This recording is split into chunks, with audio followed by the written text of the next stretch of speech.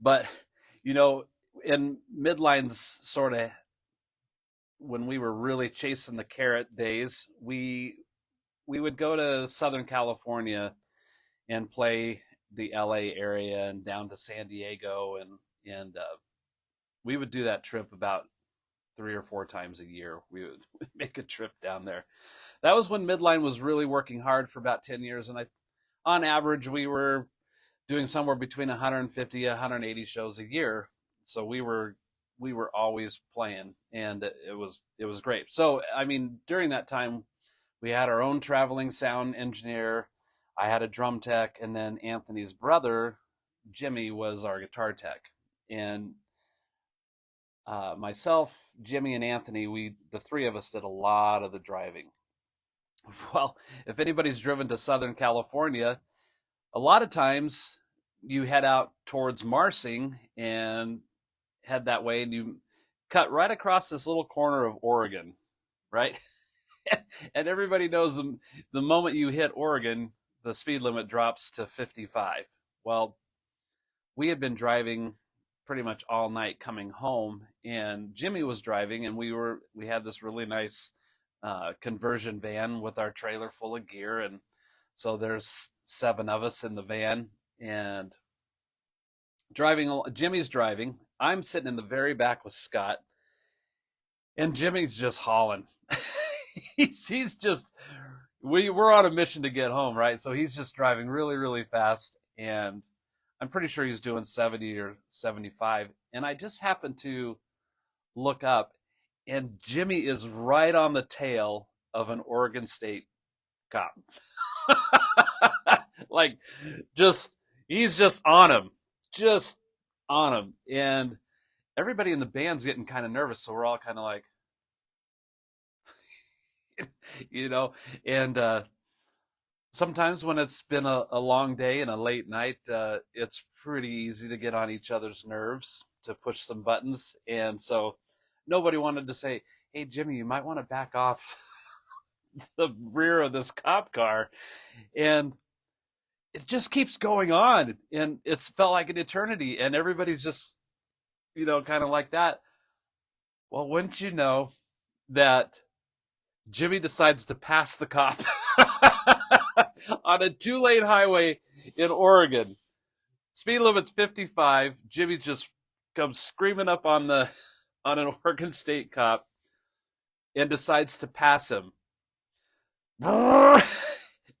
And that's when everybody really just sank into the cushions of the seats and just like, oh, we're going to jail. That's kind of how we were feeling. So Jimmy goes, passes this cop, pulls over. Well, no surprise that moments later, there's flashing lights, and we're being pulled over. And we're just all just like, I mean, a traveling band with a trailer passing a cop in Oregon, we just all knew that we were in trouble to some degree. At least Jimmy was, for sure. And we see the cop get out of his car, and he's just coming like this up alongside of the van, and Jimmy rolls down the window, and the guy just starts yelling at Jimmy. I don't remember what he said exactly, but basically he was saying, "Are you out of your mind? You're passing a state cop, nonetheless, on a 2-lane highway in Oregon. The speed limit's 55." And I'm being pretty calm, but this guy was like full on mad, screaming at Jimmy. And Jimmy didn't say sorry or nothing apologetic. Jimmy screamed back at the cop. Jimmy's pointing his finger back at the cop, and he basically said, "We're in Nevada. Are you out of your mind? Why are you pulling me over? The speed limit's 70. And the cop gets even more angry. He's like, "You have been in Oregon for the last 70 some miles, and the speed limit's 55. And Jimmy goes, I didn't know that. Do you think I would be crazy enough to pass a cop in Oregon going 70?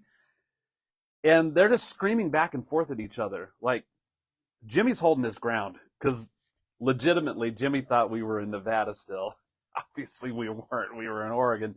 And so the cops basically yelling at him, like, even if you were in Nevada, why are you passing a cop? And Jimmy goes, I just figured you're going slow for no reason. And I got tired of following you, so I was just going around you. And the guy's just shaking his head, and they're screaming back and forth, and we're just all thinking, oh no, this Jimmy's going to go to jail. And he did not ask for driver's license, insurance, proof of registration, didn't ask for any of those things. He just screamed back at Jimmy. He goes, slow it down on my highway. And the guy went and got back in his cop car and drove off. I don't think that ever happens to anybody, but it did happen to us in Midline driving home from LA, and I'll never forget it. It was. I know that Scott and I were sitting in the back of the van, and we were just like almost trying to hide. Like, this is bad. This is really this is really bad.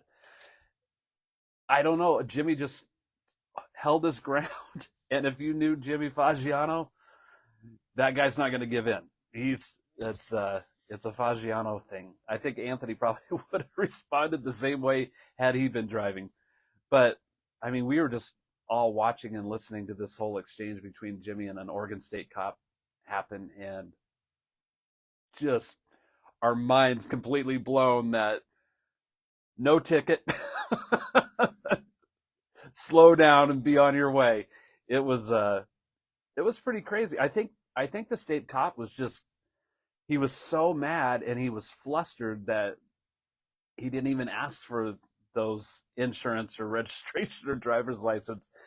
I mean, that usually happens for minor little things, like if your blinker wasn't working or something, they're just doing a little checkup on you. But like I said, Jimmy held his ground, said, I thought I was, and he wasn't calm about it. He was screaming back at the cop. So that was an entertaining Midline story. I've got thousands of little tidbits of stuff like that have happened over the years. So at any rate, it is super awesome to be playing with Anthony and JB and writing and recording, and that stuff is happening just right here in my studio. It's pretty awesome. And speaking of my studio, FM Studios Boise, because there are a lot of FM studios that are in existence, but FM Studios stands for Fred and Mary. Pretty original, right? FM, Fred and Mary. We like it. I think it's great. And if you haven't seen yet, Mary just posted a new cover video yesterday afternoon of us doing a cover of Tears for Fears' Woman in Chains. And it's off the Sowing of Seeds album. And it hasn't even been up 24 hours, and we're approaching like 650 views of that video. So it's me drumming, of course. Boy, my stomach's going brr. We have Mary singing vocals. Mary also did the synthesizer parts. In addition, Mary recorded and mixed and mastered the audio for this, and she did all the video editing, which just blows my mind. And she is pretty much self-taught. She's watched a lot of YouTube videos, and we have some mentors that we've had along the way since we first started recording that really helped kind of get some working parameters set up. And the studio is really exceeding my expectations, and not only exceeding my expectations, but happening in a manner that's way faster than I had ever imagined. So we've got me, Mary, Jake Reynolds is also doing the male vocal, and you guys might remember Jake from Flight of Void, and he also had a band called Six Circles, and lately he's been doing vocals for the band called We Are Gorgeous George. And he's great. He sang this Tears for Fears song just amazingly. And then James Lancaster on guitar. Excuse me. And James is the guitar player for Redstone, amongst many other projects. I have the coolest friends. And then we have Scott Alexander from the band Dishwalla playing bass on that. And we started talking about this song a little over a year ago because we had done an Alita Adams cover called Get Here. And Mary sang that, and Scott Alexander played bass on that. And he was telling Mary about Alita Adams as this singer who Tears for Fears had discovered, and then they had her as a guest vocalist on the Sowing of Seeds album. Is my microphone? Yes, there it goes. And so Mary checked it out, and we saw this song, Woman in Chains. And so we talked about that would be a great song to do a collaboration cover. And so, like I said, about a year ago, we started talking about doing that, who would be involved. There was some other people that I had talked to about doing it who initially were on board with doing it. A guitar player that lives in Louisiana, a singer that lives in Portland, those kind of things. For whatever reason, that didn't work out. And in hindsight, we have the best people on board for this song. So I recorded, first of all, you got to understand, like, you got to learn the song, and then, you know, you want to represent the song as best as you can. And because we are not Tears for Fears, they are. So we're trying to do our best from our artistic license to cover a song and make it great. So with the drum parts, for example, the actual drum parts were played by Phil Collins. So when Tears for Fears was recording this song, they wanted Phil Collins to add some drum fills that were kind of a tip of the hat to In the Air Tonight, because Phil Collins had so much success with that song. And of course, it's very iconic, that drum fill, do-do-do-do-do-do-do, bom, bom. So Roland Orzabal and Kurt Smith wanted that kind of thing to happen in this song. So we have Phil Collins playing drums. And then we have a bunch of programmed drum loops and parts and percussion that are happening. So again, going back to learning to be able to record the song, I wanted to create a drum part that had those elements fused together so that I could play it all in one shot. So now that this video's out, we're going to wait a few months and release just the drum cover version of that with all of us who performed on it. So that'll be a special thing as well. And then you can see all those little intricacies of how that came about. But so I had to learn all of that. And then in December, I recorded the drums and video for that. And then I think in January, we started getting Scott and James's parts coming together. And, you know, this is all just fluctuates between everybody's availability and time that they can have to dedicate to something like this. And then Mary had laid down some demo vocals and all of that. And then we sent it to Jake, and Jake recorded his vocals. And then over the past few weeks, we had everybody come here because I wanted a certain type of lighting for this video. The original video from Tears for Fears is all in black and white. And then once I went back and looked at it recently, it's in black and white, but it's a pretty bright picture. I wanted something really, really dark so that the people lit up, the lighting would be very, very low. So if you haven't seen it, check it out.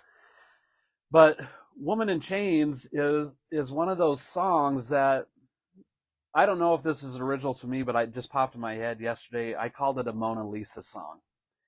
And Mona Lisa, in regards to the painting, as being this iconic painting that set a standard. And so a Mona Lisa song to me is one of those songs that just rises so far above everything else, not only in the songwriting, but the production, and then lyrical content. It's just one of those songs that gets you in the feels.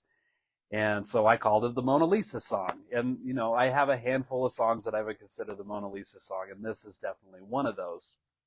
And to me, the song represents women who are in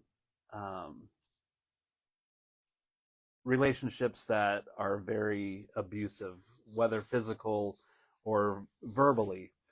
And me as a man in love with my wife, Mary is the opposite of me. Even though we have a lot of the same interests and a lot of the same goals and all of that, she's the exact opposite of me. So when we come together, we lock together. We become one thing. And I know that some relationships don't work that way, and men can be really domineering and controlling and those kinds of things. And I think that's what Women in Chains is about. Especially when the first line is, you better love lovin' and you better behave.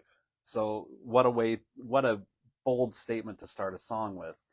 And I think in interviews with Roland Orzabal, and he and Kurt Smith both came from homes where it was a single parent, like their parents' relationship was not good. And so I think that song has a lot to do with their personal experience watching what their moms went through.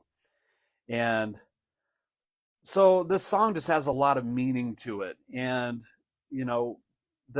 there's a line in there where somebody somewhere is trying to breathe. Like, maybe that's a literal meaning, and if anybody's struggled having breathing problems for whatever reason, imagine that somebody is choking you or something. But maybe it also has to do with just you're in a situation where you're not allowed to do anything that's you, or everything is controlled, and so you don't have, some people like, give me space, give me room to breathe. That line could also mean those kind of things. So lyrically, the song is pretty deep, and I think Mary did a great job of editing the video with different scenes of her and Jake singing, that those things really pop, at least to me, really pop out of the song. And then as far as, like, again, being a Mona Lisa song, this is one of those songs amongst mixing engineers that I found out watching tons of videos. Like Warren Hewitt did a video on Woman in Chains about being one of the most important songs out there, again, because of lyrical content and just the way it was mixed. It was mixed originally by Bob Clearmountain, who he also appears in the video, and I think he mixed the song in like 4 hours, 4 to 5 hours it took him.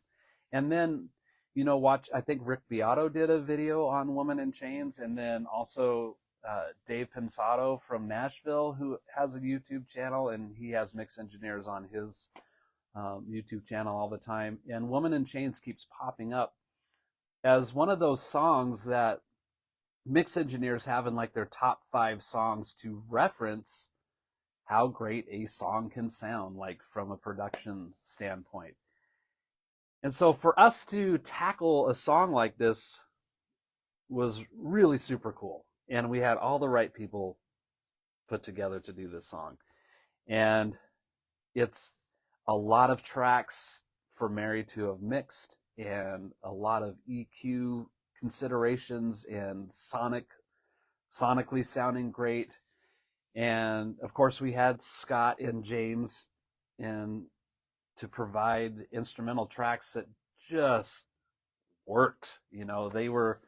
Those two are really considerate too, and they have that self-awareness. So like the guitar and the bass, they need to sound this way, and so does Mary with all the keyboard programming and synthesizer playing stuff that she did, finding those right sounds to represent that song in a really great way.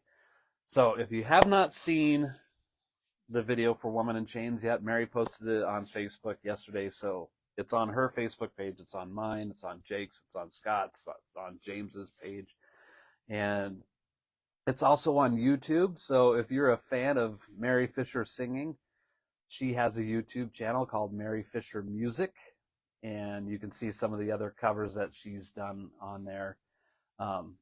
This one, this is our favorite one so far, and I'm just blown away also that, this studio, this room that I am in at the moment, just started out as a place for me to rehearse drums, to play drums and not bother anybody. Because I've always had rehearsal rooms that were like downtown or, some other place. And so you drive and have band practice and whatnot. And then Cure for the Fall started rehearsing in here. And then Midline started rehearsing in here. Now Cliff Miller rehearses in here. And then I built the control room so that we could start recording. And I remember talking to the guys in Midline, and I said, look, I'm going to build my own recording studio, because we can do this on our own. At least we could get the raw tracks, and then we could send it off to be mixed if necessary. And man, Mary just dove right in learning this equipment. And like I said, we've had a handful of people here help guide that process to get the ball rolling. And she's a research person, and she has great ears for music, and she has a lot of talent herself. So I'm just really excited about the future of our little recording studio here, and the things that we could do. And I think this cover we did of Women in Chains just really raised the bar on what we're capable of doing right here at FM Studios. So